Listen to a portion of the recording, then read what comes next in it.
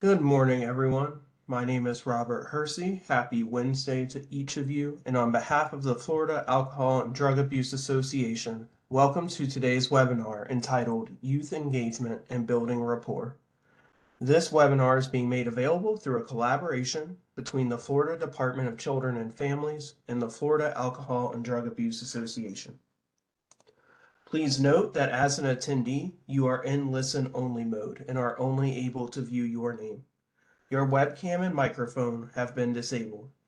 If you have questions, please send them to all panelists by using the chat panel. The button to open the panel is usually located on the upper right side of your monitor. Please use the chat panel to send any questions you may have as you think of them. We will be answering questions throughout the presentation. Our audio is broadcast through the internet to your computer. If you experience poor computer audio at any time during today's presentation, there are a few options to try using the Communicate menu. For computer audio, click the Communicate menu, then click the Audio Connection panel. Click Disconnect, click Communicate menu and Audio Connection again, then click Call in using computer and follow the instructions. If you continue to experience poor audio through your computer, try using the I will call in option under the Communicate menu. The access code and event password will be posted in the chat panel.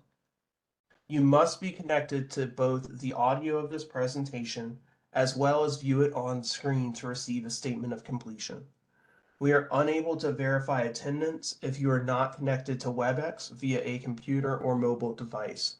Therefore, call-in only attendees are not eligible for a statement of completion or CEUs. The recording and materials used in today's presentation will be available on the FATA website within 30 business days. To access the recording and PowerPoint, visit www.fata.org, navigate to the Resource Center, and click on Training Library as shown on the screen. FATA produces many webinars and workshops through the support of the Florida Department of Children and Families. To help participants track credits earned through attendance, we host an online community that provides a personalized digital journal where participants can maintain statements of completion for webinars and workshops taken through the Florida Alcohol and Drug Abuse Association. A statement of completion and CEUs for up to 2 continuing education credits are available for participating in today's webinar. CEUs are available for persons licensed through the Board of Nursing, the Board of Clinical Social Work, Marriage and Family Therapy, Mental Health Counseling, and for persons credentialed through the Florida Certification Board. Completing the post-webinar evaluation is necessary to receive CE credits or to access your statement of completion. Please note that the evaluation will close at the end of the day on Monday, November 4th, 2024. At the end of today's webinar, you have 3 opportunities to complete the evaluation: a link I post in the chat, a follow-up email from WebEx, and an automatic web browser pop-up when we end the webinar. To complete the evaluation, you will first need to register or sign into your account. Please ensure your name and email address match the name and email you used to register for today's webinar. Information you provide FATA as part of registering remains confidential. If you are a licensed healthcare practitioner, be sure to include your Florida license number for reporting to CE Broker when you register with our site for the first time. If you are certified with the Florida Certification Board or licensed outside the state of Florida, you do not need to provide your certification number when you register with our site. If you need assistance with account registration, login information, or accessing the evaluation, fill out a contact form on our website or email training@floridabha.org before November 4th, 2024. Please note that WebEx monitors the arrival and departure times of attendees and provides a report upon completion of the event. We are not permitted to provide a certificate of attendance if you do not attend the entire webinar, and we are not permitted to provide partial CEU credit. Statements of completion will be posted within 30 business days after the evaluation closes in the professional development section of your FATA profile. For licensed practitioners, CEUs will be reported to CE Broker within the same time frame. This presentation is intended solely for educational purposes. The views, opinions, information, and content expressed in the presentation are those of the presenter and do not necessarily reflect the views, opinions, or policies of the state of Florida, the Florida Department of Children and Families, the Florida Alcohol and Drug Abuse Association, or the Florida Behavioral Health Association. Attendees should note that sessions are recorded and published in various media. Our presenter today is Ashley Shonibare. Ashley specializes in working with young people, particularly those experiencing early mental health symptoms or seeking therapeutic intervention for the first time. Ashley currently provides trauma-informed treatment at a Chicago hospital, and in her spare time offers training to organizations on how to decrease compassion fatigue and normalize mental health treatment for healthcare colleagues. As a former team leader of a coordinated specialty care team for early psychosis, Ashley engaged in preventative work and crisis intervention using a strength-based approach to help youth, young adults, and their families create more sustainable, healthy, and adaptive patterns. A graduate of Michigan State University, Ashley's career is focused on community mental health and working with underserved populations, promoting rural mental health services, engaging youth in residential settings, and collaborating with families involved in court-mandated services. And now I will turn it over to our presenter, Ashley. I will turn it over to you. Hey, good morning, everyone. Hope you all are doing well. I see most people are checking in the chat from Florida, which is as expected. I always like to tell people living in Chicago, sometimes I'm really envious of the weather you all have, but today's a high of 77, so can't complain too much on that regard. All right, so we'll get started. And as Robert said, if you have questions, please send them in the chat to all panelists. And as time permits, I will answer them throughout the presentation. And at the end, too, we'll get a chance to answer questions as well. But I hope everyone is able to continue to engage in the chat and answer questions. Just so this feels more collaborative. I know it's difficult to not seeing each other or not hearing you all, but being able to participate via chat really makes it more engaging. So I hope you all are willing and able to do so. So let's go ahead and get started. Just to add on a little bit to what Robert already said about the work I've done in the past and the work I'm currently doing. I like to tell people about my job right now, working as a behavioral health therapist at a safety net hospital, because a lot of people aren't familiar with what that means. And so a safety net hospital is a hospital that will take any individual regardless of their ability to pay for services. So whether they have insurance, they don't have insurance, or might have difficulty paying, this hospital I work at is one that's willing to take individuals.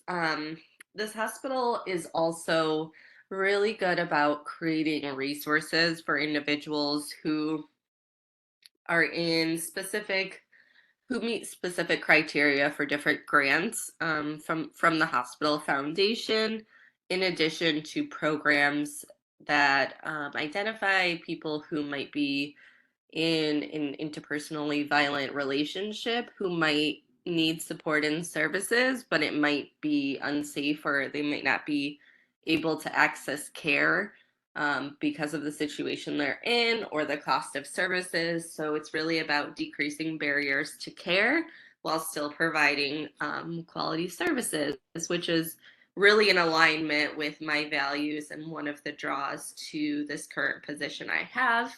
But my heart and soul has always been connected to working with youth and young adults and helping to support and educate families so that they feel empowered to help young people who might be struggling with their mental health conditions or trying to find the most helpful and effective ways to support young people. So, all right, so for today, the objectives include identifying specific developmental needs and preferences of youth, explore practical ways to create a safe, youth-friendly environment that encourages engagement, discuss adaptive approaches to build trust, decrease barriers, and use interactive strategies to engage youth in services. So I want to hear from you all based off of the objectives and the description of this training. What brought you into this training today? Can you share something you either hope to learn or maybe share about your current comfort level with working with youth? A lot of times when I do these trainings, a lot of people have a ton of experience that is so valuable. And so even hearing from you all of like what your current experience is like working with youth or something in particular you hope to learn can help kind of guide and facilitate this presentation to ensure that you're able to get what you're hoping for out of here outside of like the free CEUs, because those are awesome as well. So feel free to throw that in the chat, and as they come up, I'll read some reflections. Oh, I see, Julie. We have a fellow Michigander, which is awesome. But let me see. Okay. Some of what's coming up in the chat is learning about research on youth concerns. We have someone who's very comfortable working with youth who have been arrested. That's great. Great experience. Learn how to engage youth that are resistant to services. Yes. Interested in what's current with youth. Okay. We have a youth mentor in here as well. Looking for different ways to connect with a young person in DJJ. Yeah, it looks like a lot of people just want different ways to identify better with youth and connect with them.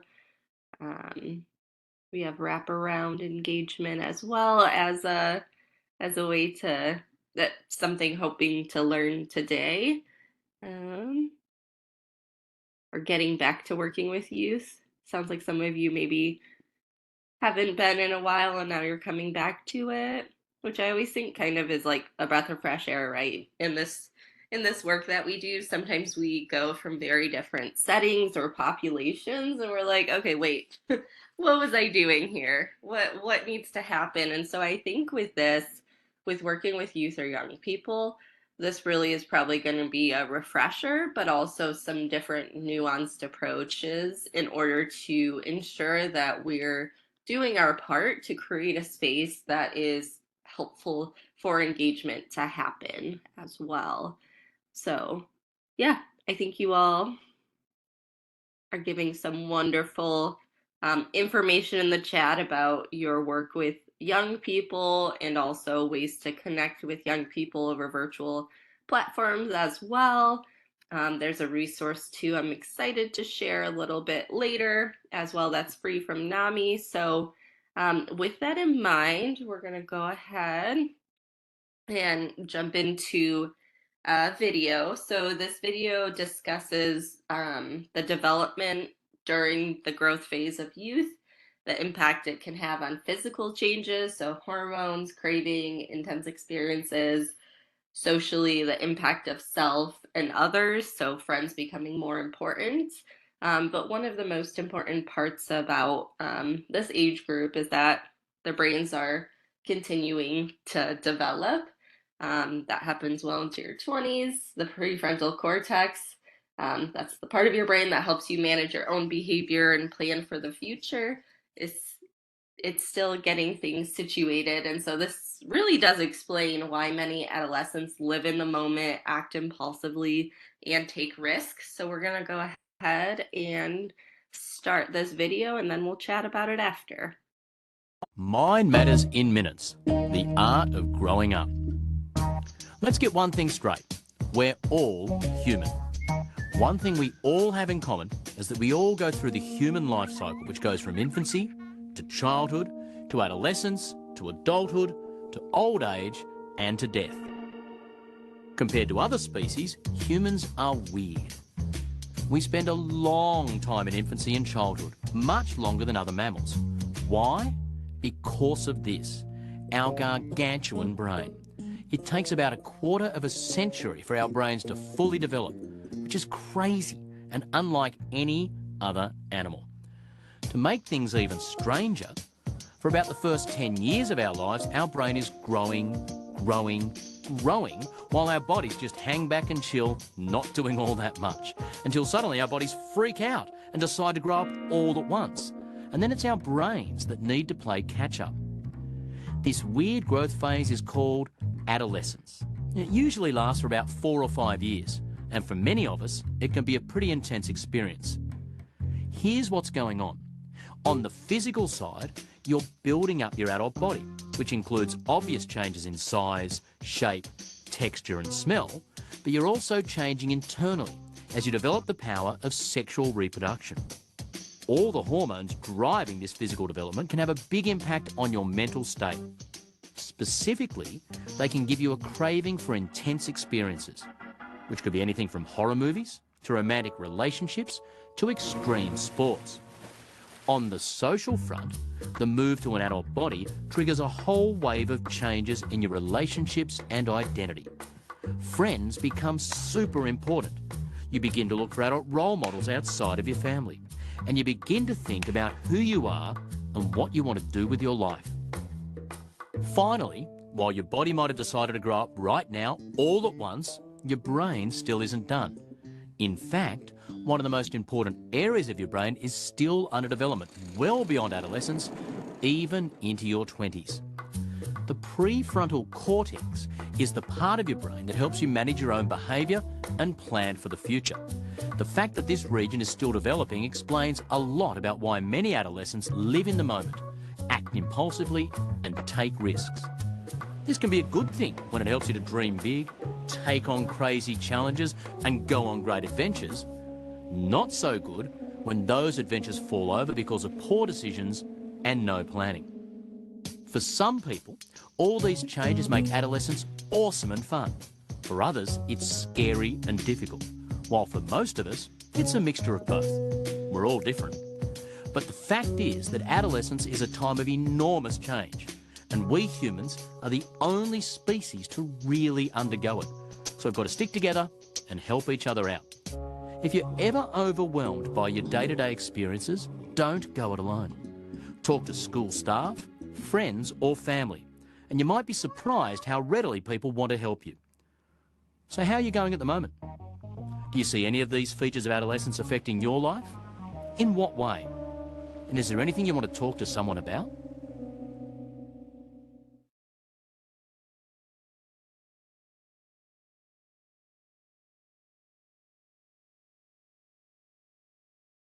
All right. What did you all think of that video? And hopefully you appreciate the photo of the squirrel with like a cookie on the tree as like my interpretation of what could go well with this video. It looks like Jennifer wrote that they use the video in Project Success program, which I'd be more interested to hear about. I think this is a great way to really normalize, right, what is happening during this time, both for the young person and for individuals in their life who may need that refresher or reminder of, oh yeah, when I was their age, ugh, I don't want to tell you about what I was doing, right? One of those things just to normalize so much change is happening and it's okay, right? But it creates a different way to intervene and support a young person going through that. So yeah, we definitely can share a link. Looks like Robert's on it, so please feel free to use it as needed and as applicable. But I really like that one because it's fun and it's non-threatening, but it gives a lot of good and really helpful information. Um, okay, so now we're going to talk about some considerations for this population. So, both healthy and unhealthy mental, emotional, and behavioral development are influenced by youth and young adults' social and physical environments. So, these influences include physical, social, and other experiences, an individual's sleep, nutrition, physical activity, peer behavior, parental behavior, and societal characteristics. This might include poverty, law and policy-driven factors, systemic racism, and discrimination. So we're really talking about a lot of different influences here, right? And a lot of things that the young person may not have much or any control over. So I think that's an important caveat to name and mention too. A lot of times when we might get a young person who might seem hesitant to engage at first, it might feel like we just want to write them off. Oh, they're resistant. They don't want to engage. But we really need to be mindful about what are the things at play or their interpretation or belief about what's set up in the system that is intended to support them with services, so that we can understand if there are barriers we might be able to help address or explore further with them. So during the teenage years, a lot of physical, developmental, social, and emotional changes occur, and they transition to adulthood. So for mental health and substance misuse issues, those commonly like emerge first at this age range. So family, friends, or even clinicians ourselves may confuse mental health and substance misuse symptoms for the angst, social stressors, and strong emotions that commonly occur with teens. Additionally, multiple clinical, administrative, financial, and policy barriers often lead to underdiagnosis and inadequate treatment of mental health and substance use issues during this life stage. Among youth and young adults in need of mental health services, co occurring substance misuse is highly prevalent. This is particularly evident in special populations like youth and juvenile detention, which I know several people on this webinar today are currently working in that sector, youth living in rural communities, and youth in residential or foster care. So really important at this point, while we're considering all these factors that might be at play, there might be some things that feel like we could write off as, oh, they're just young and it's maybe this or that. But we really want to be mindful at how we connect and engage with a young person to ensure that we're really understanding what's going on from their perspective and point of view. And we'll get into warning signs here shortly. But that's really key, right? We don't want to just go based off our assumptions or just by collateral information. That's why it's really important to try to get to the source of what is happening for them. Okay, so this next video is really delving into the fascinating world of adolescent brain development with Dr. Siegel, who is a clinical professor of psychiatry at UCLA School of Medicine. And in this video, Dr. Siegel unveils intricacies of the adolescent brain's remodeling process, offering insights into behaviors and motivation of young individuals during this transformative period. So Dr. Siegel uses his expertise to shed a light on the profound intersection of human relationships and biological processes, to gain a deeper understanding of why adolescents behave the way they do and uncover valuable perspectives for navigating this pivotal stage of life. So let's go ahead and watch now.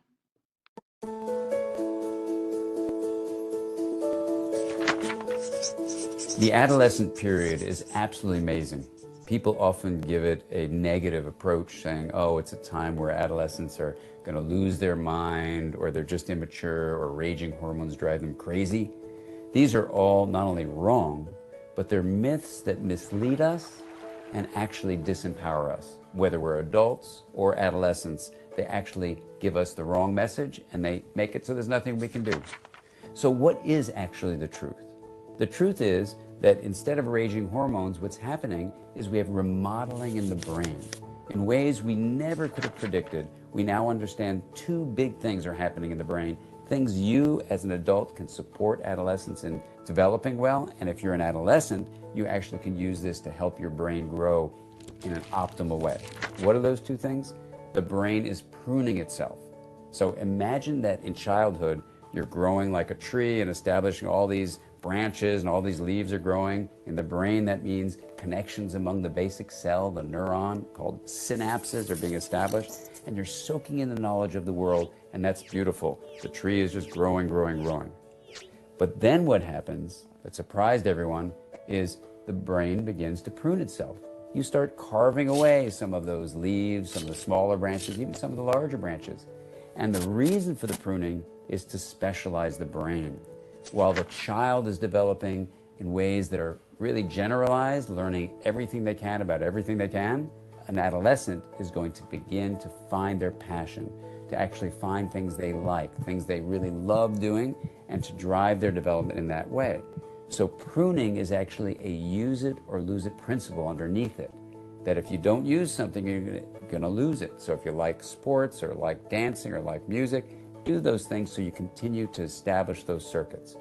The second thing that happens in the remodeling adolescent brain is myelin formation. Myelin is a healthy sheath that allows connected neurons to communicate with each other in a much more effective way. How? It's 100 times faster, the signal that's sent down a neuron to communicate with another neuron, 100 times faster, and after it fires off, it's 30 times shorter the resting period that happens. 30 times 100 is 3,000. So when you've put down myelin, you've made your neurons communicate 3,000 times more effectively. That's a great thing. Now, the great thing, too, is that you as an adolescent can actually use the focus of your attention to be aware of your emotions, aware of other people, to be engaging in activities, to be doing things with your thoughts that actually reinforce the parts of your brain you want to hold on to. So the good news about the remodeling story is that a field called neuroplasticity, how the brain responds to experience, shows us that what you do with your mind can change the activity and therefore the structure of your brain. So if you then come up with the statement that the ultimate goal of brain remodeling is to make an integrated brain, to differentiate areas, that's the pruning, and myelinate them, that's the linkage. When you increase differentiation and linkage, you make the brain more integrated. And an integrated brain is the pathway toward well-being. And you can do mind-sight exercises. These are exercises that increase insight, empathy, and integration. And if you do them as an adolescent, and you can also do them as an adult, you'll actually increase the integration of your brain as your brain is growing, not just during adolescence, but throughout the lifespan. And what's the outcome of integration? When integration is made visible, it's kindness and compassion. And so what we see through adolescent development is that our relationships become built on connections that are deep and filled with honoring each other's vulnerability, that's kindness, and supporting connections that are compassionate, filled with a sense of caring about other people and wanting to help them. This is the kind of world we can build as we move through life and support each other in our development.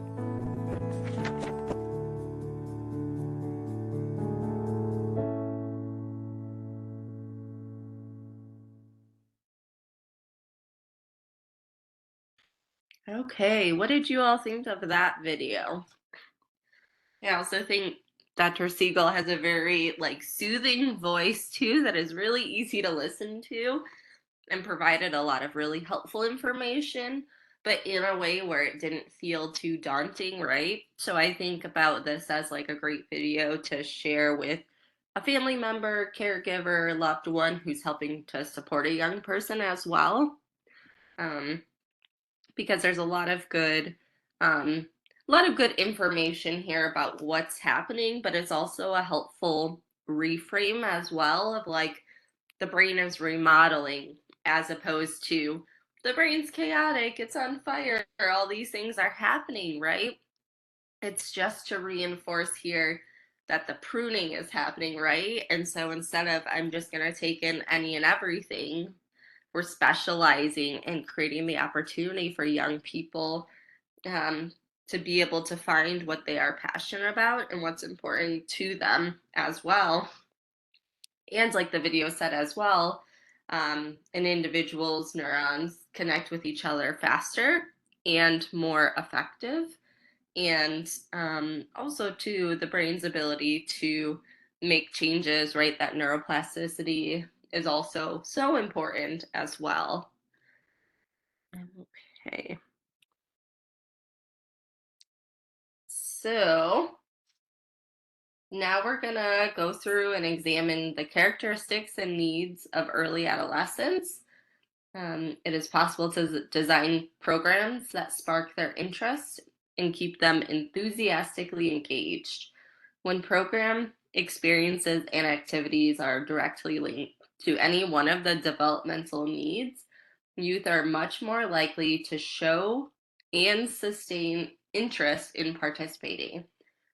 However, this is just the beginning, right? So you want to kind of take these developmental needs, find ways to integrate it, and to continue as a young person might be seeking out support in the future as an adult.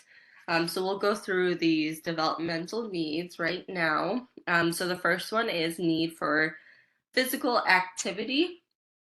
So, except for the period of early infancy, early adolescents need lots of opportunities to exercise their growing bodies and explore their emerging large and small muscle capacities. They need opportunities for exercise, their growing bodies. Oh, sorry. They need ample quantities of nutritious food to support their physical growth and increased activity levels. They also need opportunities to challenge their growing physical capacities and test their limits with support and help from caring adults in a safe and secure environment.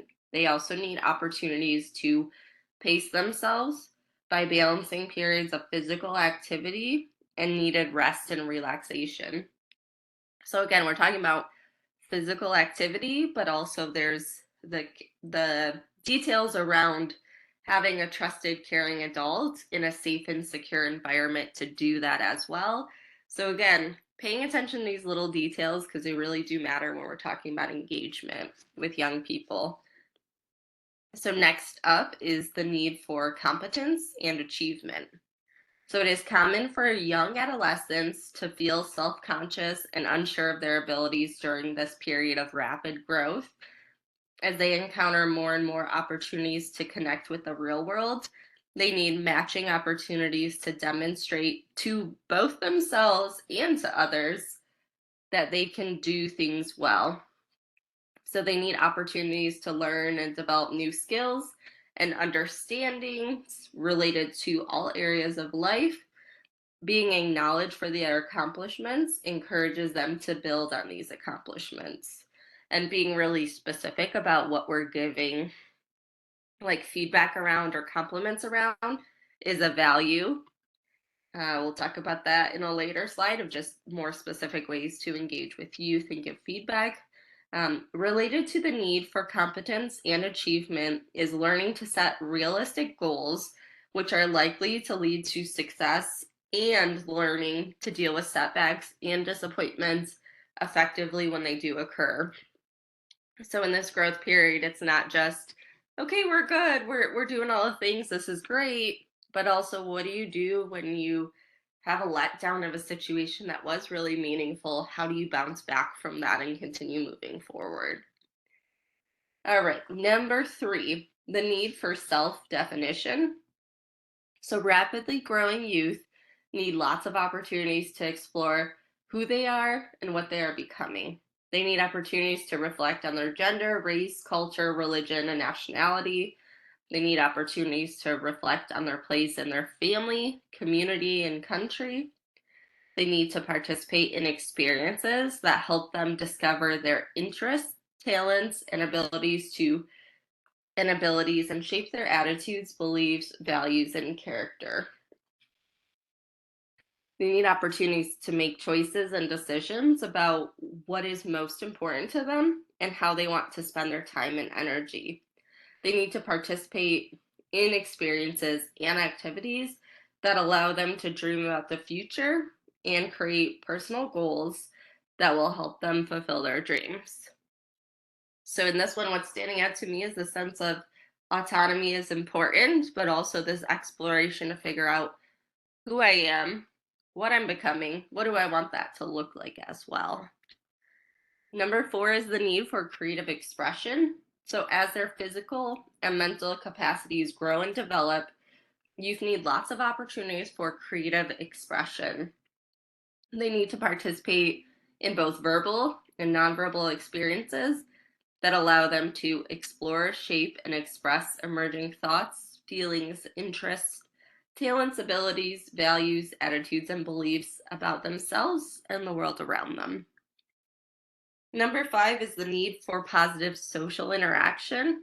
So, though the family remains of primary importance to early adolescence, they need increasing opportunities to experience positive social relationships that allow them to explore emerging ideas, views, values, and feelings with peers and adult friends. So, kind of that mapping of what do I like, what do I not like, how do I navigate these social situations in a way that feels comfortable for me and in alignment with my values and what is drawing me into it. Okay, so number 6 is the structure, the need for structure and clear limits. So this age group of early adolescents grow in their need for both independence and freedom. They also need the security of structure and clear limits to help them cope with new areas of exploration and learning, increased individual responsibilities, and increasing opportunities for social interaction. So this is one that I feel like in working with young people within this work, this can be really helpful in being able to be a model of consistent structure, but also of support or of setting limits as well. Because as most of you know, if you worked with young people, there will be different boundaries pushed, right? Or things that will be um, kind of challenged in some ways. And I remember when I was still in college at Michigan State, I took up an opportunity to mentor a youth who didn't really have a lot of supports, had gotten into some legal trouble, and I was trying to find creative ways to engage with her and spend time. We got into, I think we baked a cake for someone's birthday. Um, Played basketball, different things like that. And then there was one time where she had asked me if I could take her to get like a piercing. And I was like, oh, well, I'm not really sure about that. And then upon further exploration, she had wanted me to go there, sign off on it because I was over 18 and pay for it. And I was like, okay, I think we need to discuss boundaries and limits here, right? As I'm connecting with you as a mentor and also to there are parameters around this. So I think that's something that can be helpful in a way of like not just setting those limits or boundaries, but in a way where you're not rupturing your connection, but you're also continuing to show up as a consistent support. It might be an experience a young person might not be used to having.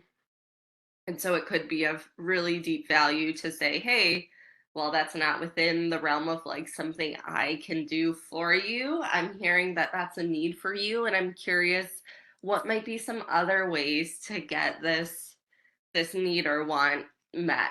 How can I support you with that? And to not get upset or be like, oh man, I can't believe they did that. Rather, just acknowledge, okay, they did that. What's my role in being able to create this more clear boundaries and limits with this young person? It can be really helpful in the long term. Okay, last one is the need for meaningful participation. So, research from the Center for Early Adolescence stresses that adolescents need to participate in activities that shape their lives. That is, they need opportunities to identify, develop, and use individual talents, skills, and interests in the context of the real world. They need to participate in activities and experiences that allow them to reflect on and shape their personal values, beliefs, and goals. They need opportunities to make positive connections between their personal priorities and the needs and interests of others in order to become contributing members of the local and global community. All right, so as we wrap up talking about these 7 developmental needs, we're going to transition into learning about warning signs and symptoms of young people who might be at risk of mental health conditions or might be in need of support.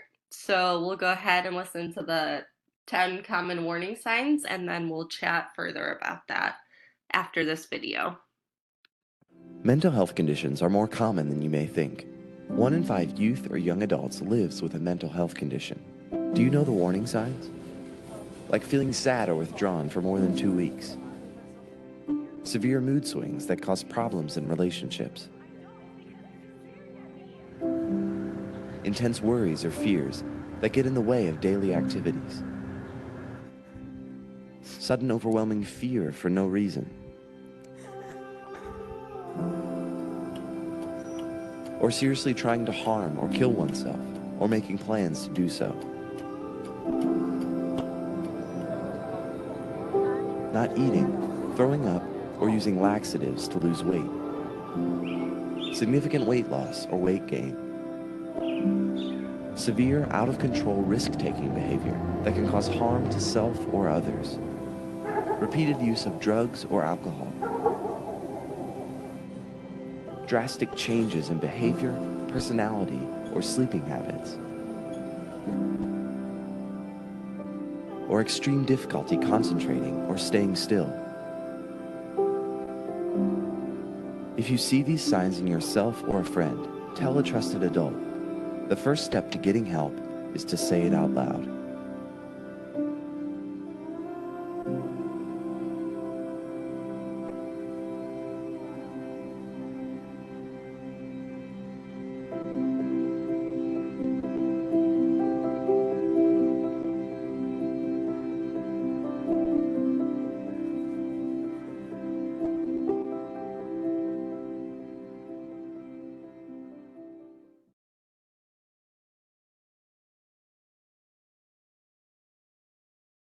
Okay, so we'll continue to talk about warning signs and symptoms.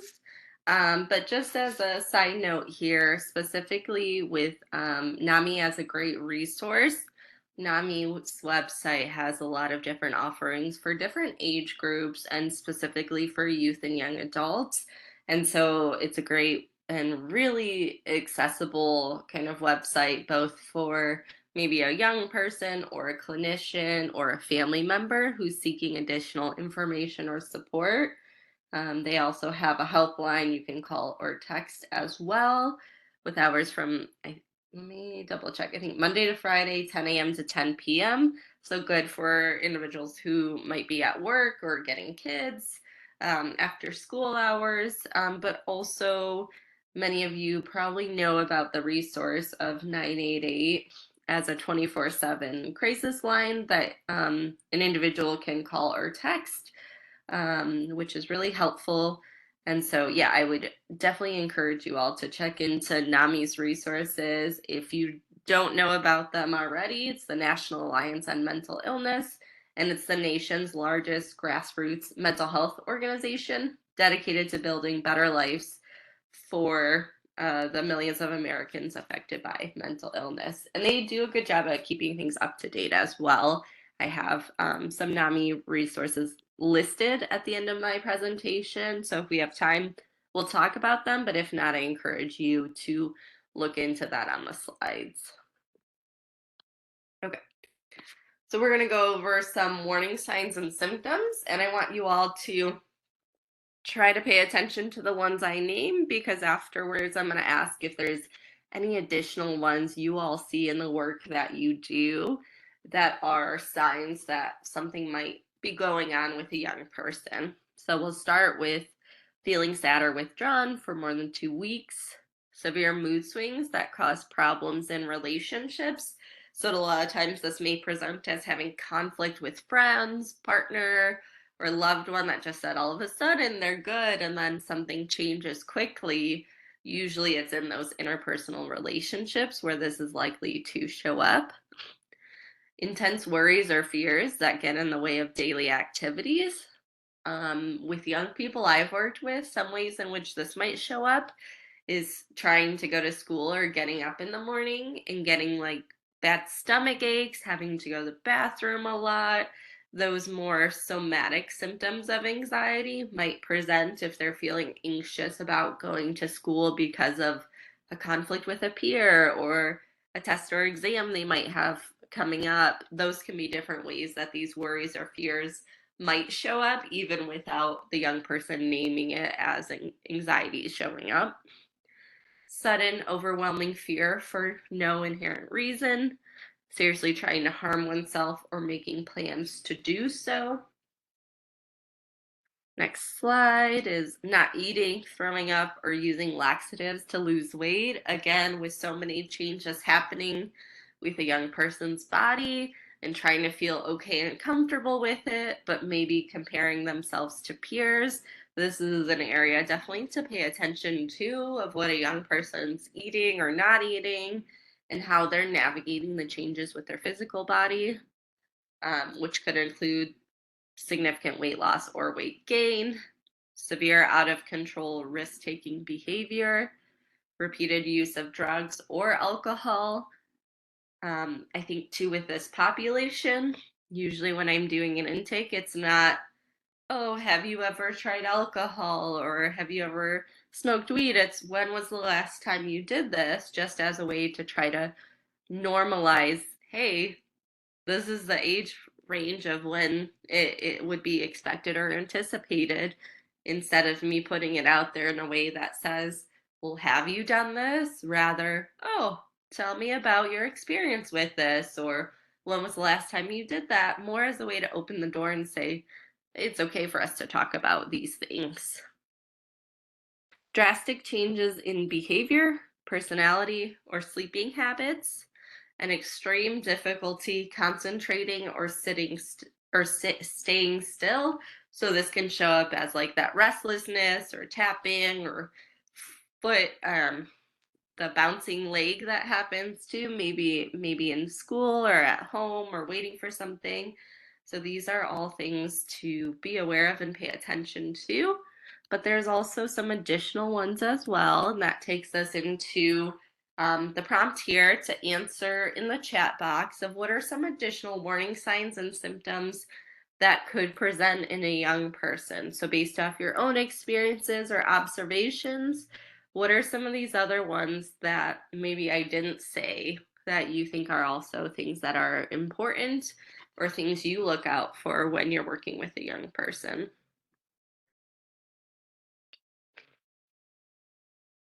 Okay.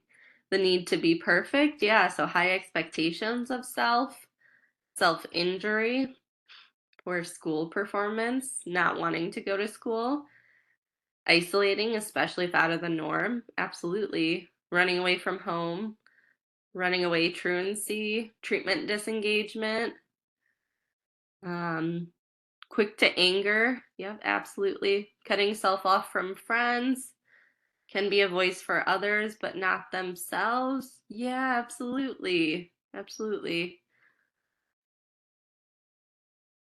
We also have someone else talking about like drastic change in physical or cosmetic changes with like a drastic haircut or cutting their hair off and changing the makeup to do a totally different look. Avoidance of adult contact. Yeah, like I don't want to talk, I'm not interested. And then the parents coming to you like, I don't know what happened, something's going on. Poor hygiene. Yeah, lack of taking care of themselves, whether it's like showering and grooming, or it could be like doing their hair, getting ready for school, not showing as much interest or motivation with that, downcast eyes, sleeping too much, higher risk taking. Client athlete withdraws from teammates, loses interest in participating. Yeah, absolutely. You all have some great examples here with like appearance, school stuff, lack of support and isolation. Those sorts of things I think are really, really things to key in with, right? Need to fit in without regard for personal safety or consequences. Yeah, like momentarily putting away their values or what's important to them just to be with the in crowd of like, okay, I want to feel comfortable or a sense of belonging here. Changing in friends, substance use, grades plummeting. Yeah, absolutely. Great examples here. Because I think these are really important. Oh, someone else put something that I think is really interesting and true is like exploring diagnoses on internet. I think with a lot of social media, especially too, if I had $1 for every time I heard, well, I was watching something on TikTok and then someone then tells me about something else more mental health related. I'm like, oh, that's interesting, right? Because it's curious where a young person gets their information from, but also what they interpret from it, because sometimes it's not necessarily about them, but it could be about like a family member or just their perception on things, and it's really interesting. Secrecy, overeating, withdrawn, and moody. Yeah, absolutely. Thanks for the participation here, you all. I think that's really helpful and just goes to show, right? There's so many ways in which, like, there can be warning signs and symptoms of things appearing. And there's probably some things that we can't outwardly observe. And so having more of those discussions about not just how are things going, but tell me about what your friendships look like. How are things going with like when you have to get ready for school? What does that look like? How much time do you spend doing that? Those sorts of things can help us get additional information that is of value. Okay, so this very quick video is called Ending the Silence, and it's in connection with NAMI. And Ending the Silence is intended to be an engaging presentation that can help either middle school or high schoolers learn about warning signs and mental health conditions, and what steps to take if a loved one are showing symptoms of a mental health condition. So we'll watch this brief video. 1 in 6 youth aged 6 to 17 experience a mental health condition each year, and 50% of youth don't get treatment. We want to end the silence so you're not afraid to speak up. Mental health is health. Know the signs. Know you are not alone. Know that people care. And that we all have the power to end the silence. For more resources, you can always go to NAMI.org.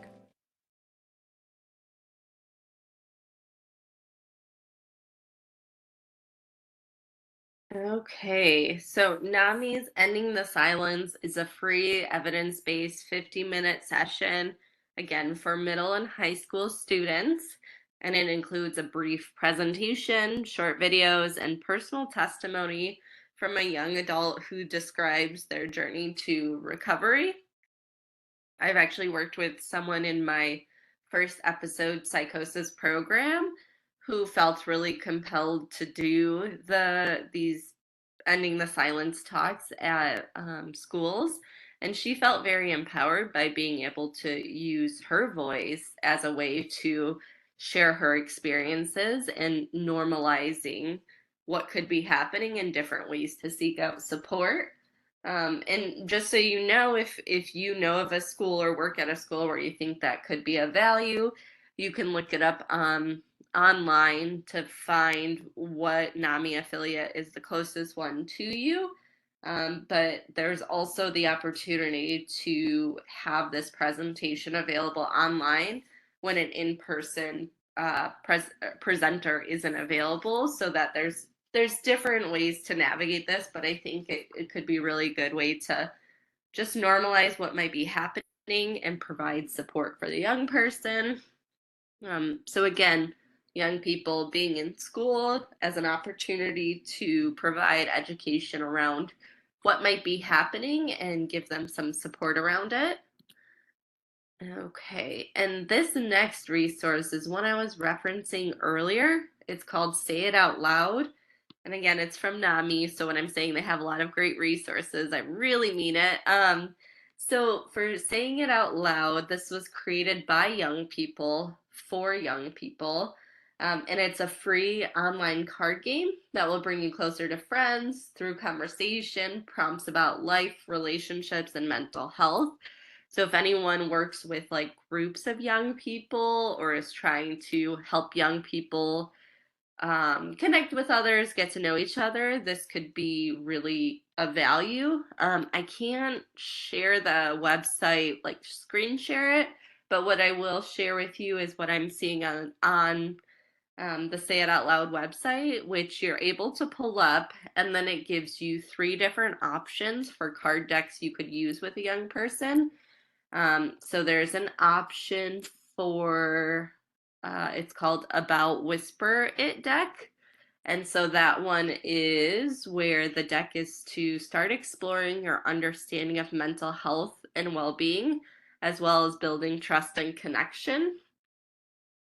And then the next one, because these gradually build and get more open with the questions, is called Say It deck. And this one is to explore and deepen everything you thought you knew about mental health conditions, well-being, and support. And then the last one is called Shout It decks. And this deck starts conversations on how diverse life experiences and identities influence how we understand, navigate, and experience challenges related to our mental health. So, again, this is more for connecting young people with each other, but I wouldn't kind of take it out as something you couldn't use if you were providing therapy to a young person wanting to go through it with them. It might be actually more helpful to do it in session with you just as a way to look into it. And then if the young person wants to do it with a friend, they've already had one example of doing so. Okay, so we talked about needing to create a safe and secure environment. And so now we're going to talk about what that looks like. Also, too, intentionally pictured here are 2 of my 3 animals. You'll see the third in a later slide. But these 2 are the ones that actually came from a shelter separately. But one of the things I use in my trainings to as an example is like sometimes when we take young people outside of their typical environment and just meeting with us or having a new person around, we want to ensure that things feel safe enough or comfortable enough to open up and share with us as like this new person part of their life. And so with my pets, that's something I've learned, and just different nuances of different things with backgrounds they've come from versus my other cat. It changes how they behave and engage with me. And so this is something I always use as a way to compare, just to help kind of normalize that each person, just like each pet, is an individual. And so sometimes things that work for one might not work for another, but these are some guidelines and ways to try to create a safe place. Okay, so we see the individual first, not their challenges. So this can go along with even our wording here of an individual diagnosed with depression versus, oh, my depressed client, right? So we want to see that individual for who they are and not giving them the identity that is what they might be experiencing. We recognize that past trauma brings present distress. So, what's happened to us in our past could be showing up currently, or it can be activated by different situations or triggers that bring it to the surface. And we understand that everyone has mental health and no one is immune to mental health conditions. So, again, mental health is something that anyone can be affected by at any point in time. And we want to normalize that, like, hey, this is not something to feel bad about, it's a condition. And there are ways to help support young people in navigating this. Okay, and this slide is my other cat who didn't come from a shelter. She's funny. She's great. but you see her in, it's like a cat toy called a ripple rug where they can hide in it, and it looks like she's kind of stuck, but probably wasn't. Um, but goes with the slide to say we reject stigma and do not tolerate discrimination. We won't judge anyone's pain as less than our own, and we embrace humor as healthy, right? It's okay to have a heavy session and to still incorporate humor as a way to lighten things up or build connection with another person. So ways to create a safe place are really important, and we'll dive in a little bit deeper on this. So as we move forward, I just want to name, we're at the hour mark and I won't be taking a break, but if you need to pause and go grab water, coffee, go to the bathroom, feel free to do so. But we're just going to continue forward and probably end a little bit early today. So feel free to take care of yourself, do what you got to do, but we're going to continue forward with the presentation. Oh, it looks like someone else has a cat similar to my cat pictured there, whose name is Maze. So yeah, she's really funny. Okay, so creating a welcoming and safe environment, we're going to go through different steps that can be taken to help create conditions that enhance the ability to communicate and build trust with the youth you serve. But also, as a note, they're individual people. What might work for some might not work for others, and that's okay.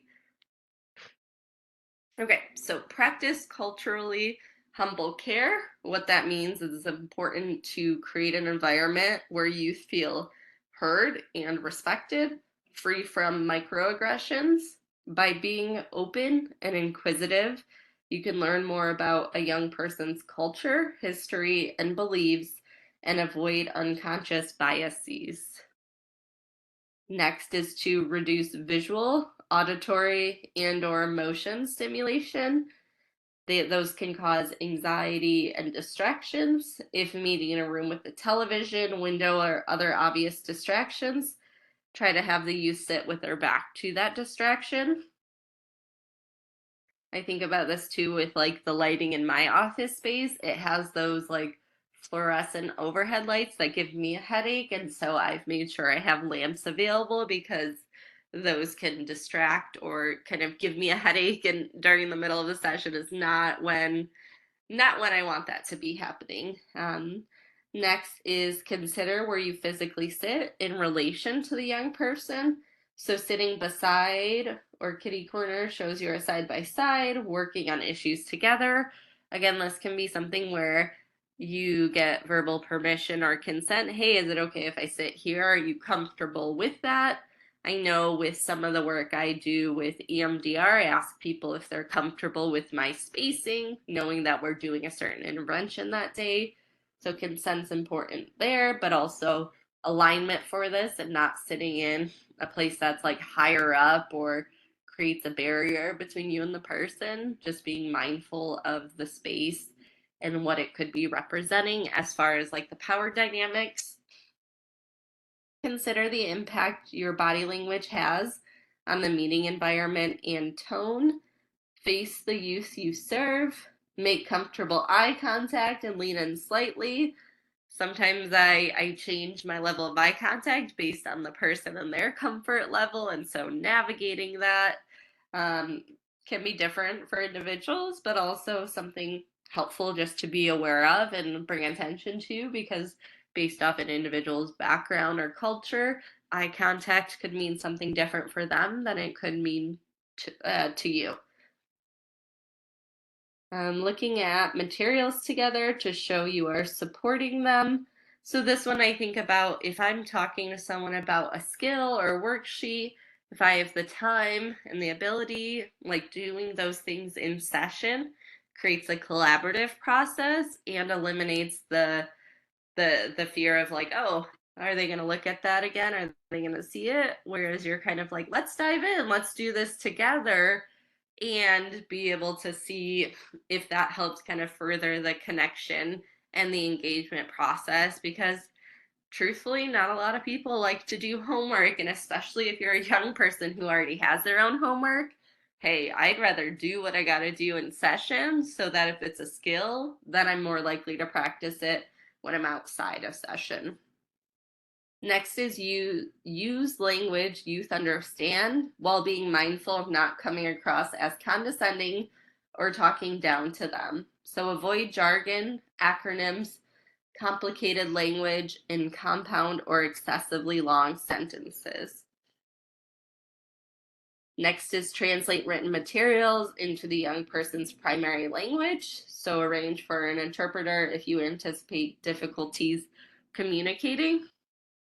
And lastly, here, show that you are supportive of all backgrounds. Incorporate items such as signage indicating inclusivity and acceptance. Display community-specific resources, and ask the youth's preferred pronouns. Okay, now we're going to talk about ways to build trust and rapport building with youth as well. So we want to focus on both building trust and rapport because that's critical for working with youth. And the following considerations provide insight on how to effectively build rapport and trust with youth and should be adapted to fit each relationship, as one size does not fit all. So check your bias and create space for self-reflection. Take an honest inventory of personal reactions and bias on an ongoing basis. Avoid allowing biases or personal experience to interfere with providing objective, clear, and concise advice, and regularly check your ability to be neutral.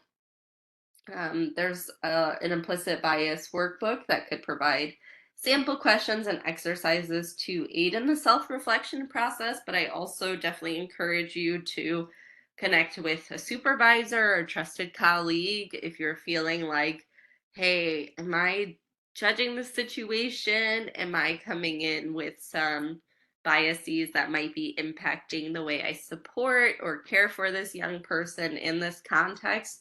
Because sometimes if it's just in our head, it might not be as easy to see, but I definitely get benefit from doing group consultations or supervisions as a way to really check and make sure that I'm self-reflectant in doing my own work and bringing to the surface this awareness if there are things I might be doing that interfere with the therapy process.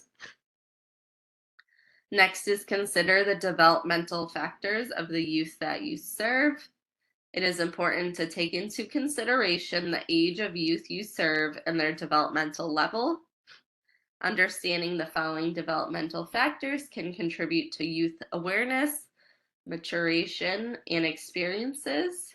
It is essential as you work to develop rapport and trust.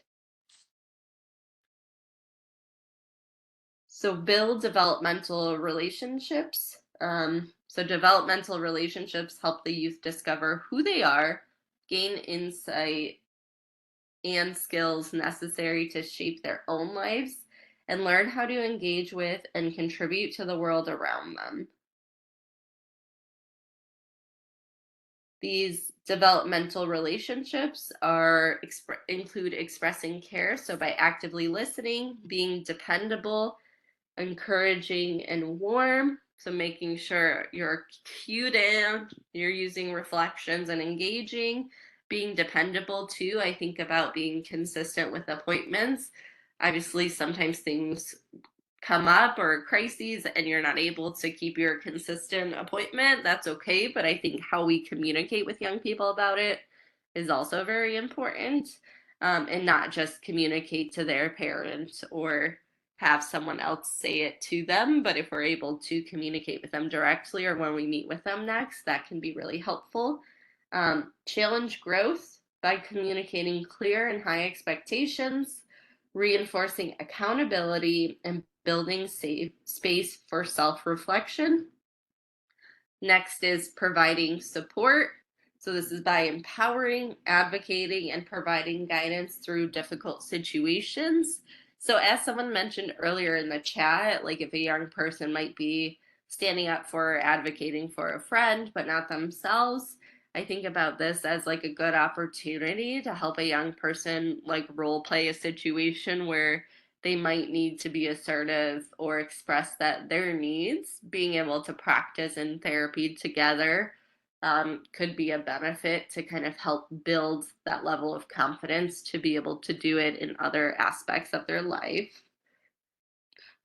Next is sharing power. So, this is by creating an open and respectful environment and fostering collaboration. So, this could mean not going into session being like, okay, today we're doing this and that's our only option. Rather, hey, I want to hear about how things have been going. And I did bring up some worksheets or materials about, let's say, self esteem or coping with depression, as we talked about last time. But I would like to hear your thoughts on what you might want to focus on today, right? Versus, okay, you're here, let's start learning about this material without any discussion or consent or collaboration around that. That can make a whole difference between someone being able to feel like, oh yeah, I can express, no, I'm not feeling depressed today. I'm not really interested, but I'm having this conflict with my friend and I really would like support around navigating it. Creates that open dialogue and that shared power. So a young person is less likely to feel like they have to be resistant towards the support. Rather, they see us as an ally and a person in their corner, and that's willing to engage and collaborate with them. And lastly is expanding possibilities by exposing youth to new ideas and providing connections. So if a young person brings up something of interest that they're passionate about or that they want to look into further, this could be something of kind of going down the path of, okay, tell me more about that. What do you like about that?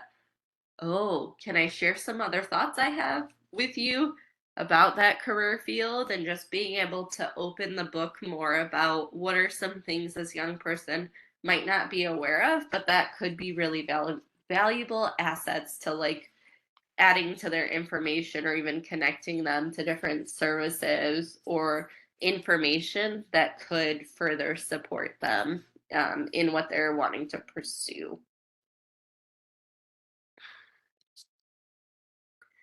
Next, we're going to talk about fostering transformational relationships. So this comes from the Center for the Study of Policies Transformational Relationships for Youth Success framework, and it provides guidance on how to foster transformational relationship building with youth that can improve the outcome for youth who face adversity. So you want to start with youth being heard. So allowing a young person to speak while you listen without judgment. You would be surprised at how much they reveal when given space to speak openly and authentically without censorship. I think the thing here about having youth being heard too is sometimes it takes us pulling back, pausing, or creating that silence or that space for a young person to share things versus us inserting our observation or interpretation of what might be going on. I know I'm guilty of that sometimes when I'm excited to be like, oh, what we talked about this. Tell me more. What's the follow up? And sometimes there's more value in pulling back and just allowing space for a young person to be able to bring things up and express themselves without judgment. Next is involving persistence over time. So this includes being patient, resilient, and allowing the relationship to develop at its own pace. So this is something, again, we want to be sure we're not just trying to force it or push things to happen in a certain pace or format. We want to consider those factors of a young person's background, of trauma, or their environment, and just really be mindful of it's going to happen naturally at its own pace, but there are things to be able to help to reinforce and sustain it. Okay. Next is requiring adult allies to be real. So this is sharing information about yourself, being mindful to not overshare, dominate the conversation, allow space to find points of connection, such as a shared allegiance to a sports team or favorite musician. If applicable, convey an understanding of the youth's background, whether from having similar experiences growing up or through relationship with other youth. So I feel like this is key because young people can very quickly and easily catch on if we're not being authentic with who we are or how we present ourselves. And so I think if nothing else, this allows us that kind of green light to be like, hey, with mindful consideration, be yourself and find ways to connect with others in ways that are like clinically appropriate, but can also be that way that keeps someone coming back. So even if you both have a shared sports team you like, or if they when they compete against each other, it can create space and dialogue for the two of you to have different ways to connect outside of, oh, I just got to come here and talk about my depression. Well, that's something we would be talking about, and there are other elements as well because we're both people, right? And the idea is connecting with others in the therapy format or in the way of mentoring or other dynamics with providing healthy relationships to youth. Okay, next is challenging youth.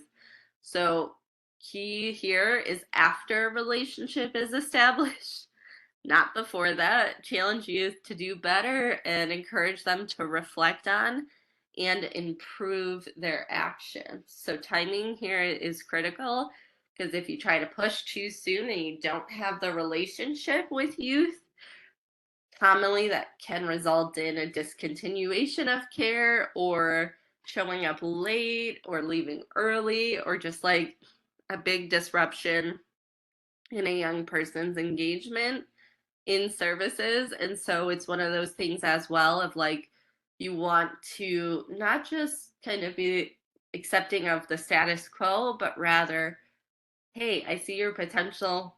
I know things you're capable of. How do we get you from where you're at to moving forward in the direction of things that align with what's important to you, what's of value with you? Um, Next is take advantage of crises. So this means showing up when not expected, stand by youth when they're in trouble, and help them distinguish moments of failure from being a failure. So we don't want to just say, oof, yeah, you really messed up there. That's on you. Rather, okay, this is a moment where I'm hearing you're not proud of what happened or how things turned out. What do you think you could take from this situation? How might you navigate in the future, right? So I think too, these crises are not intended to just be uh, moments where we're obligated to intervene, but also to when something unexpected comes up or happens, how do we show, hey, we're still that consistent, dependable source of support in a way to really help further build that therapeutic alliance and work together. Okay, so an answer for the chat is what youth engagement strategies have worked best for you or your team that you work with? Feel free to throw that in the chat box now, and I'll read some as they come up.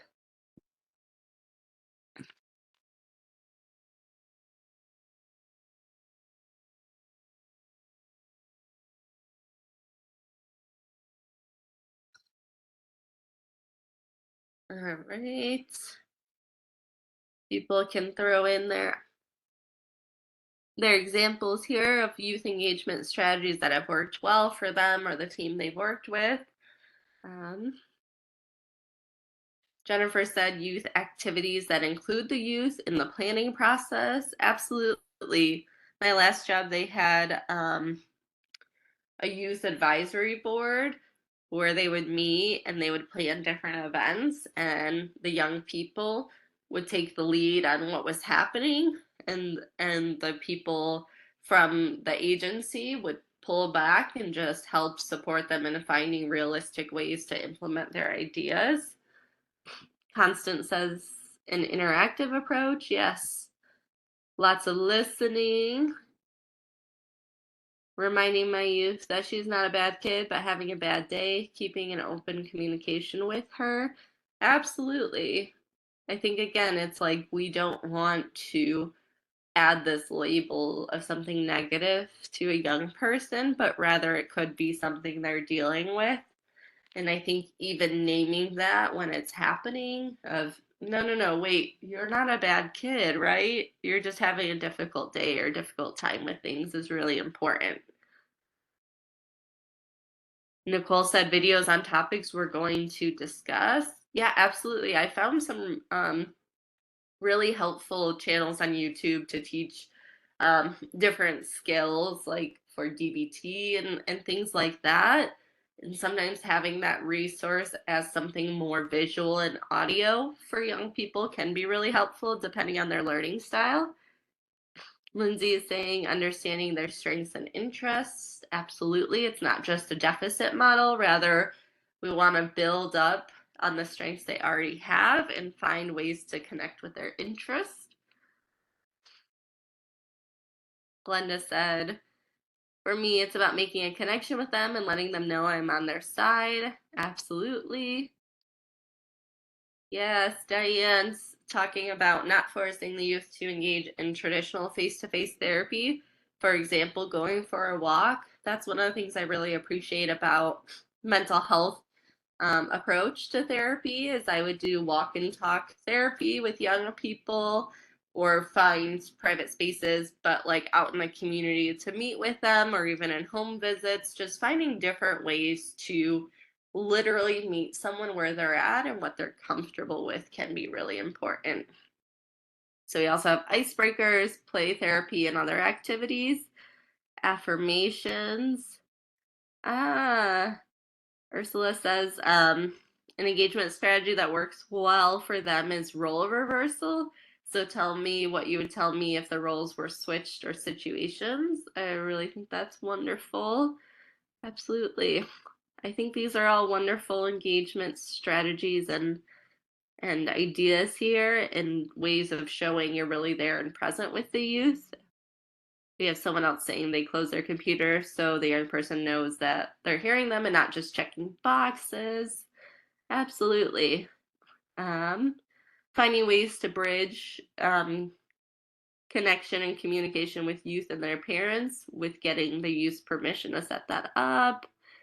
Absolutely.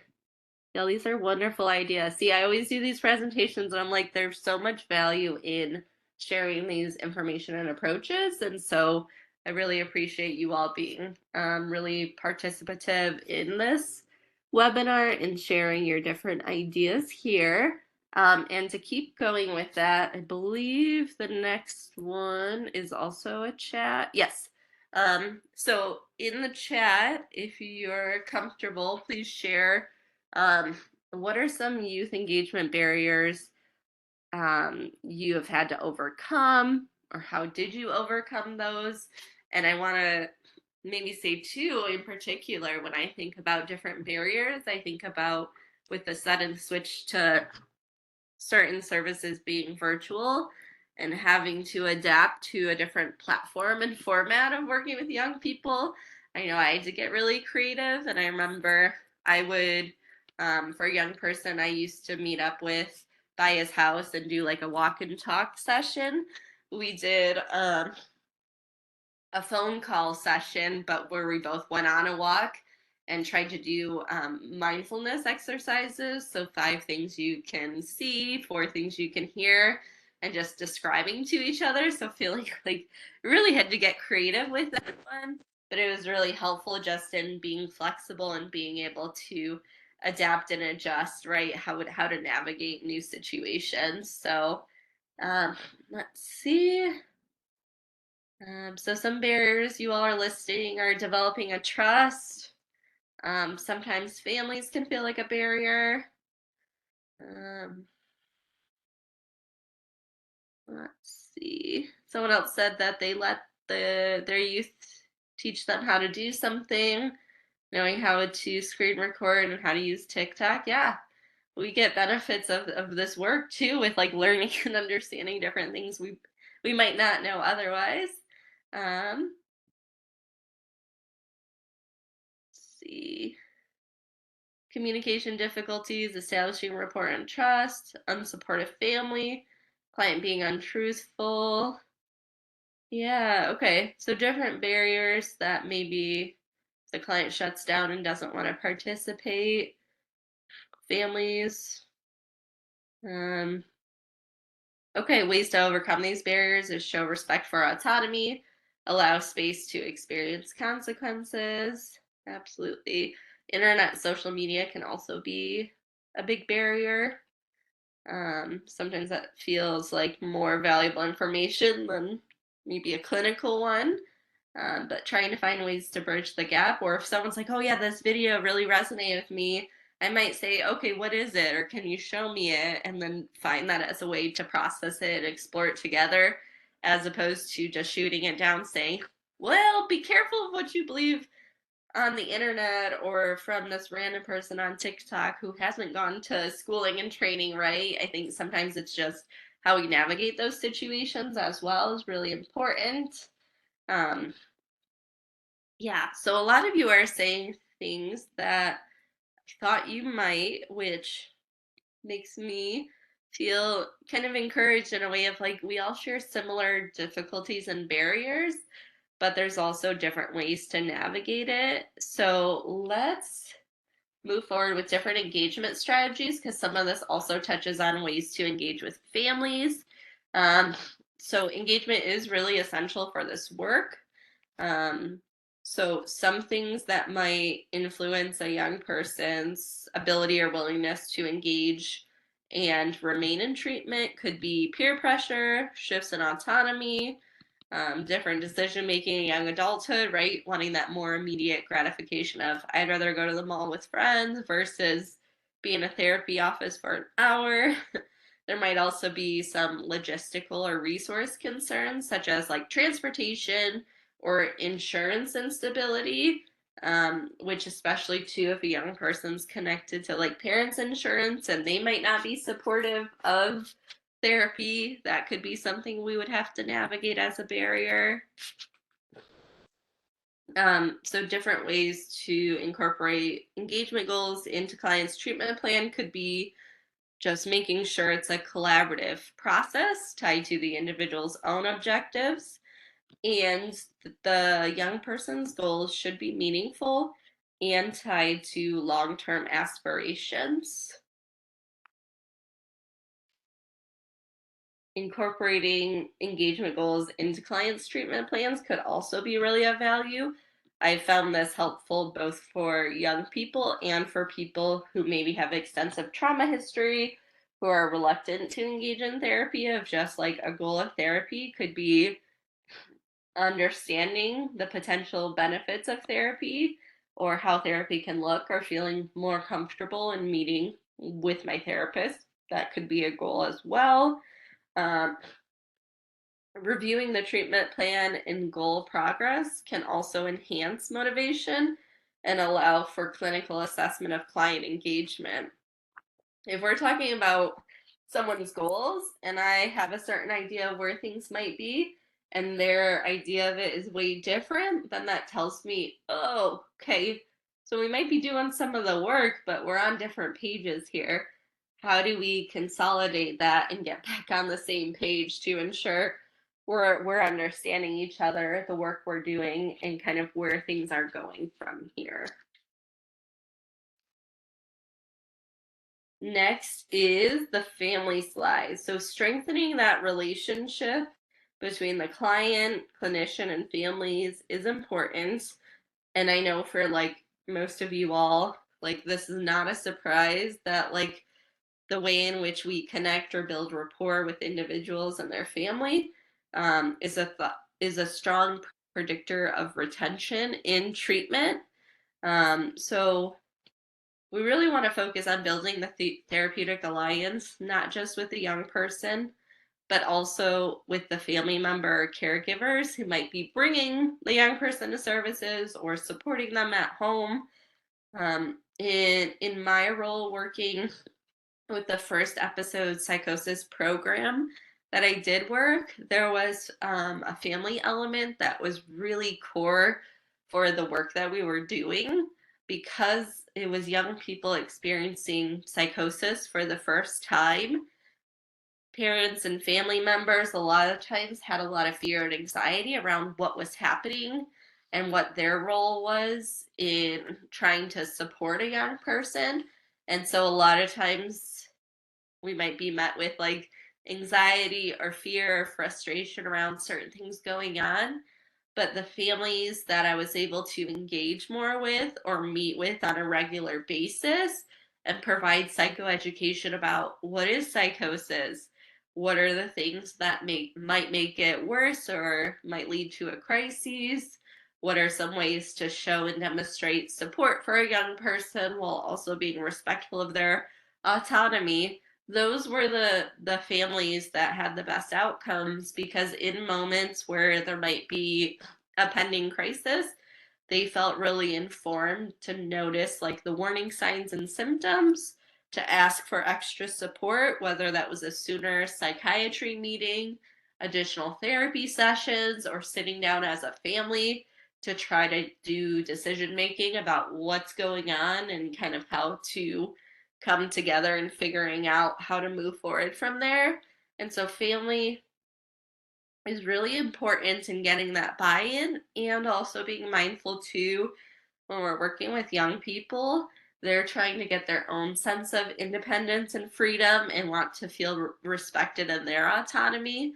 And so sometimes what the parent might want for the kid or young person and what the young person might want for themselves might look different, but our role might be to help support them in finding common ground in that. So while we might not agree with like the route to get there, they both want the same outcome. So what are the moments we're able to say, oh wait, you both are saying the same thing. You both want this young person to do well in school so that they can go to college or start trade school and do X, Y, and Z. So how do we get there working together as opposed to feeling like opposing forces against each other? So sometimes that does mean it takes more time and effort to build that relationship with family members or caregivers and the young person. But in the long run, it feels really worthwhile because a lot of times when you're able to help empower and support the people who are seeing this young person on a day-to-day basis, then they might feel more empowered to take action or communicate if there are concerns about a pending crisis or if the young person wants or needs additional support. Those are things that can really be of value. Additionally here, I think I covered all that actually just with the family and educating them and encouraging positive relationship with them. Okay, now we're talking about barriers to treatment and providing resources to finish treatment. So here it's important to be aware of potential barriers and assist with resources and being flexible when possible. Completing treatment protocol is integral to successful recovery. So we really want to make sure that we're not just saying, okay, well, I mean, we got to work with you for a month or two. That was cool, but you don't have insurance, so we can't do anything more. If we have the ability and capacity to provide resources and supports to continue providing support for a young person, whether at our practice or somewhere else, it's really important that we try to find ways to do so. Different barriers to engagement could include some things that were mentioned earlier, such as transportation to appointments, parental or guardian support, school attendance, right? If different appointments are only offered during school hours, as a young person who's already struggling with school, missing more school to attend an appointment, is there ways to navigate that? Stable housing can be one too, and also health insurance, which I mentioned before. You want to equip the youth with tools and skills needed to prevent relapse and support recovery. So again, back to the videos that you all seem to really enjoy, youth and young adults are more likely to engage in risky and impulsive decisions. And with that in mind, maybe it's something of taking a harm reduction approach of, if your plan is to do this, what are ways in which you could do that in a safe way or in a more safe way to prevent a potential crises from happening? Development of healthy coping mechanisms incorporated into treatment is key. So, if I'm teaching someone of the five senses grounding technique or how to do square breathing or any other coping skill, we're practicing in a session, because then I know at least you've had one go around to practicing it, and you might be more likely to come back to it at a later time versus, here's a piece of paper, go ahead and try it, and then I see that paper in the trash in the hallway. It's just, it's not the most effective, right? Use of material or time. And so finding ways to adapt and adjust can be really helpful. And lastly, here is long-term recovery resources and support systems in place prior to treatment completion. So, in reviewing the treatment plan and progress and where things are at, that can also be a good opportunity to say, okay, at what point might we feel like therapy has been completed for the time being? What resources might you need or want in the future? And how can we get on the wait list now or prepare for that or review coping skills, strategies, and resources that you could take with you in the future if needed?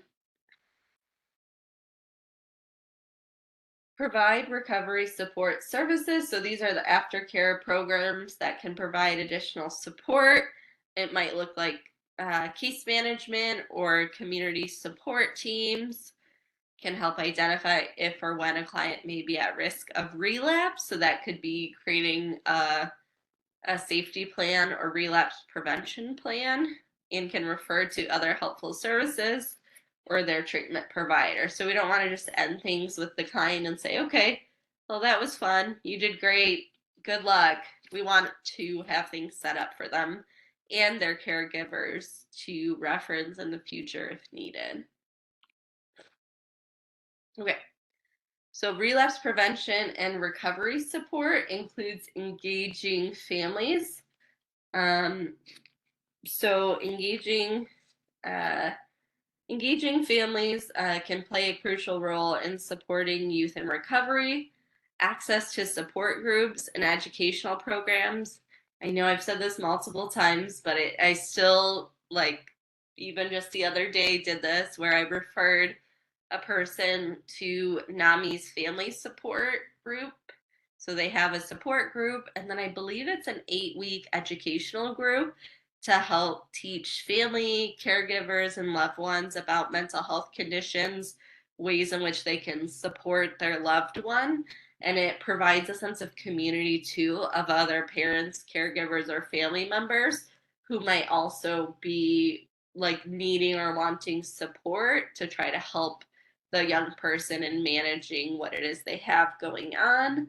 Um, so this is key both for like initially and long term, because if we're able to get parental or familial buy-in, we're more likely to have the things we're teaching the young person be reinforced at home and outside of like the therapy room. Okay, so I'm talking a lot about youth engagement, and just to name, it takes time, right?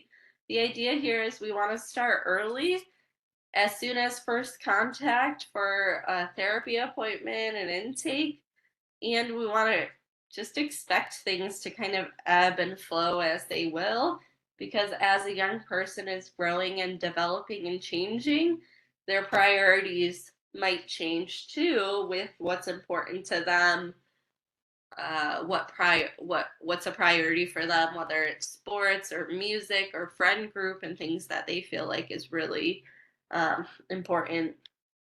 We want to make the most of each interaction with youth and raise sensitive topics as relationship and engagement deepen. So again, it's timing is really important.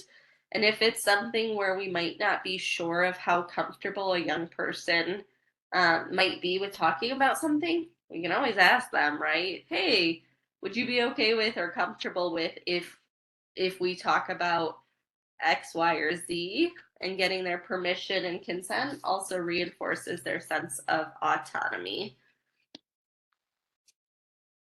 So some ideas for building rapport for young people include creating an inclusive and mutually respectful partnership where power is shared, use of mindfulness techniques to be aware of implicit bias related to youth, avoid labeling youth in their language, listen with an open mind to allow youth to be 100% themselves, and give youth permission, encouragement, and space to voice their feelings and tell it like it is. So, especially if I have someone who's coming into therapy and like it wasn't their idea, they're there because their parent or someone from school suggested it, I always say, hey, I want to make sure this time feels valuable to you. And if slash when there's moments where maybe I say or do something that's kind of dumb or that you don't like, I would much prefer that you bring it up to me and we're allowed to potentially find a way to talk through it and move forward versus just having it sit with you. Because what I know is if someone doesn't feel comfortable enough to bring it up to you, they're more likely to disengage in more passive ways, whether it's like canceling appointments, showing up late, or just not showing up at all. And so I really create that space of like, hey, this is you and me in this room and we're doing this work. And so I want you to know like what you say is valued and I'm open to feedback and for us to work through things together. Um, Here they're talking about accepting more non-traditional appearances in staff and youth, incorporate trauma-informed practices, model emotional regulation, and reflect on your own. Be mindful of um, being cognizant of what is appropriate and helpful clinically versus, oh yeah, I had that same situation happen. Let me just share it and unintentionally take over the session. That's not what we want to do. But if it's something that adds clinical value and you can talk through your experience with it and how you regulated yourself or how you navigated interpersonal difficulties, there could be value hearing that from your voice to the youth as well. And then using incentives to maintain participation and build rapport as well. All right, these next few ones I might be going through kind of quick, but if there are questions, feel free to stop me. Um, okay, so we're talking about goal setting again as an opportunity to encourage youth voice and choice. So again, we're working at the youth pace. We're identifying goals versus just setting them for youth. Making sure that there's some meaning or attachment for the youth and not just checking a box of our typical goals that we just go to when an individual presents with a certain symptom or condition. Goals should be realistic and digestible for youth. So if I'm reading someone their goals and they're like, what does that word mean? Wait, I don't understand that. Then that means I probably used jargon or language that was not my own instead of asking the youth for theirs. So that ties into the next one of goals should be mutually agreed upon and incorporate direct impact of the youth and allowing space for youth to make developmentally appropriate mistakes. So during this time frame, youth are going to do certain things and sometimes to have that moment of oops, I shouldn't have is really helpful and profound for young people, which ties into the next quote here, of failing forward. This means purposely learning from failure in order to grow. This process might be difficult for adults and practitioners as it goes against the innate desire to avoid risk and protect children and youth. But when adults and practitioners do not allow youth in care to experience failure, youth do not have opportunities to learn and grow. When practitioners allow youth in care to fail forward and experience the same developmentally appropriate risk as youth who are not in care, youth learn to see failure as a single event rather than a personal characteristic. So, someone who had mentioned in the chat earlier about the youth they mentor and how they talk about having a bad day versus being a bad person. I think this is really important because sometimes, too, when we have the opportunity to intervene and kind of prevent a young person from having a failure of an experience, we want to, but also in some ways that's really a value for their own individual growth.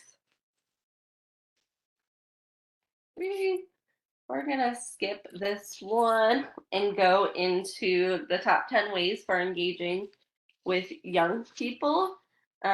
So first, we want to just ask one open-ended question and stop so that allows an opportunity for youth to respond. We want to avoid stacking questions or capping an open-ended question that is immediately followed by a closed-ended question, suggestion, or lengthy explanation. Also, asking question before offering a suggestion. This could also mean asking permission of, is it okay for me to share my thoughts on it? Or is it something you already have ideas about? So we're not automatically closing the door where you feel like, okay, I just have to sit here and listen to you, but rather we're opening the door for collaboration and hearing them and understanding their point of view.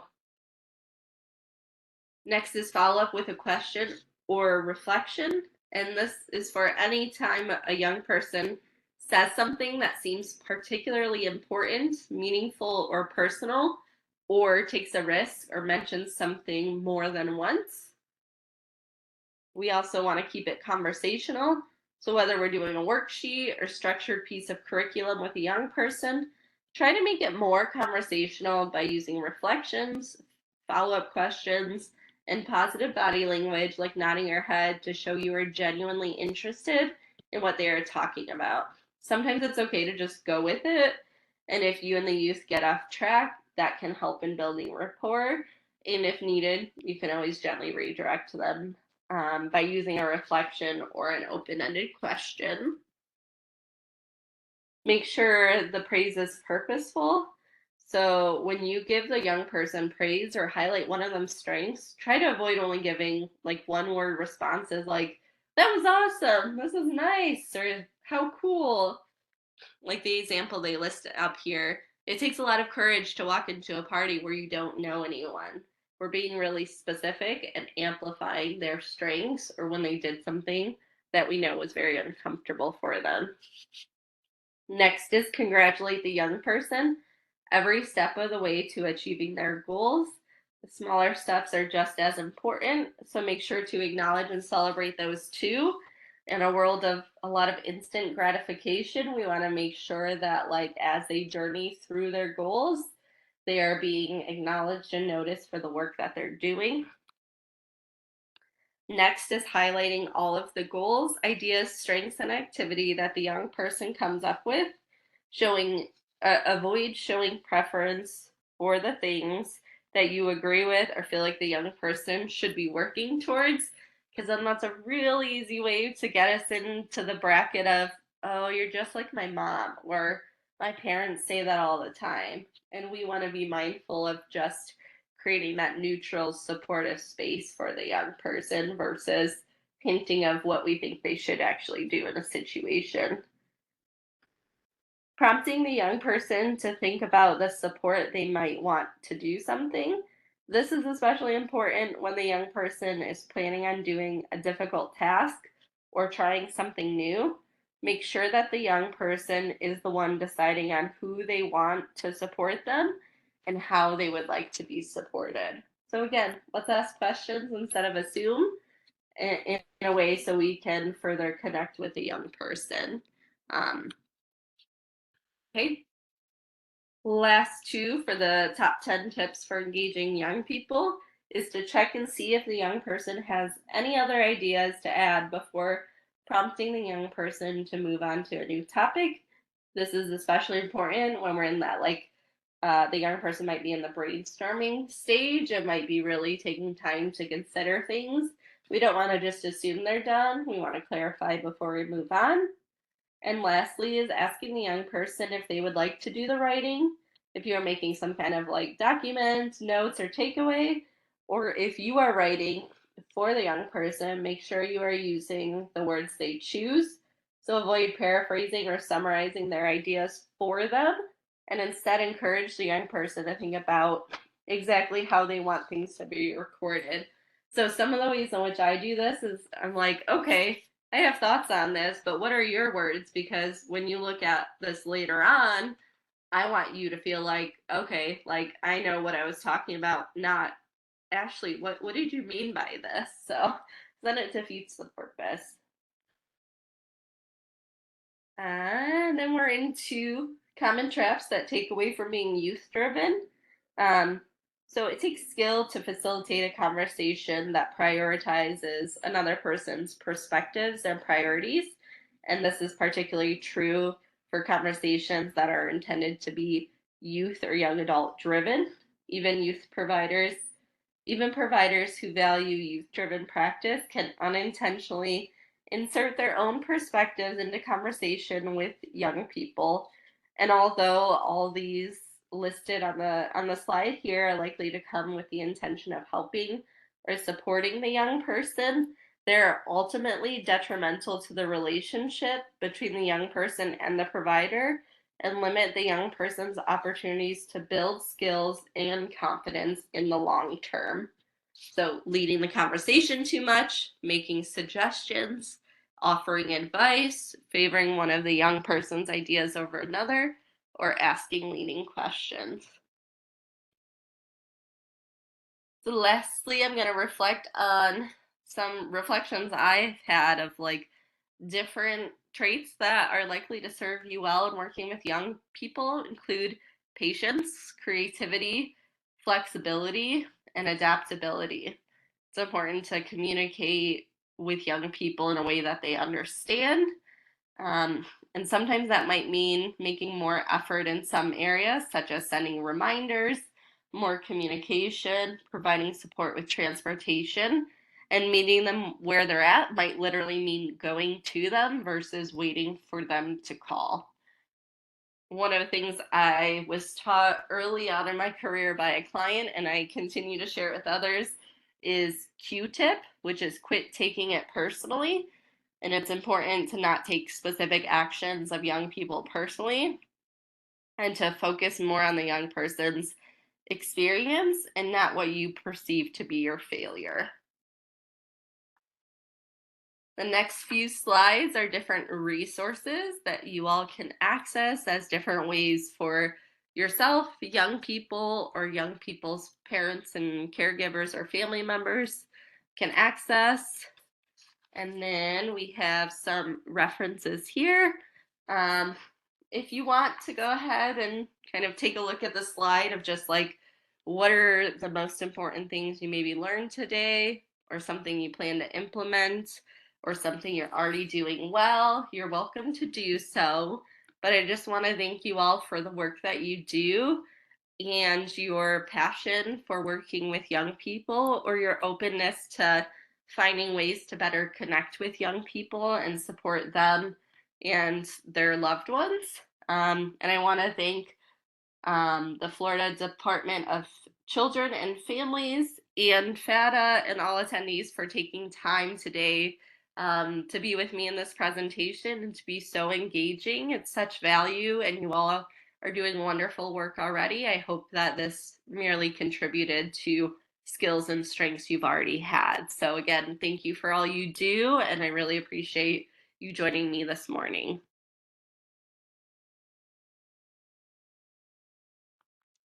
Thank you so much, Ashley, for that presentation. Thank you for your time and sharing such valuable information with us. Everybody, please hold on for just a few moments for some conclusion items. We have included Ashley's contact information here so that you may contact her with any questions you may have about today's webinar. Ashley, thank you again for the work you put into this presentation. Everyone, I am going to put a link to the survey in the chat. I will post it again here momentarily. I know that it will get lost in that chat, but please see that for today's survey. When I end today's webinar, your web browser will populate a message that looks something like this. It says the host or presenter would like WebEx meetings to open a website on your computer. That is not spam, that is WebEx trying to redirect you to the survey automatically. So click continue to be automatically redirected to the evaluation. To complete the evaluation, you must sign into your FATA account. If this is your first webinar with us and you do not have an account, you can register for one at no cost. You may do so by clicking haven't registered yet underneath the sign in menu. You must use the same email address you used when you registered for today's webinar when you register for a profile in FATA's system. This is the only way for us to connect your attendance and your profile. For CEs to be reported to CE Broker for Florida licensed healthcare practitioners, you must provide an accurate Florida Department of Health license prefix and number the first time you register. If you need to add or edit your license number, you may do so by logging in and clicking Edit on the Professional Information section of your profile. You will get a third opportunity to complete the evaluation through a follow-up email later today. As a reminder, the evaluation deadline is on Monday, November 4th, 2024 at the end of the day. If you need assistance with logging into your account, registering for an account, or completing the evaluation, you can fill out a contact us form on our website, or you can email training@floridabha.org. Please note that we do not email statements of credit. Instead, after we verify your attendance and the completion of the evaluation, a statement of credit will be posted on the professional development section of your profile in your FATA account within 30 business days. You must have attended the entire webinar and completed the evaluation to get a statement of completion. We are not permitted to provide partial credit. As a reminder, the recording and materials used in today's presentation will be available on the FATA website within 30 business days. To access the recording in PowerPoint, visit www.fata.org, navigate to the Resource Center, and click on Training Library as shown on the screen. Additionally, I have posted links to the PowerPoint, the evaluation, and all 4 videos displayed during today's presentation, so you can click on those and save them before you leave. Thank you for participating in today's webinar. Thank you again, Ashley, for your time and your information. We'd also like to recognize and thank the Florida Department of Children and Families for funding today's education. Have a great day, everyone, and please hold for the evaluation.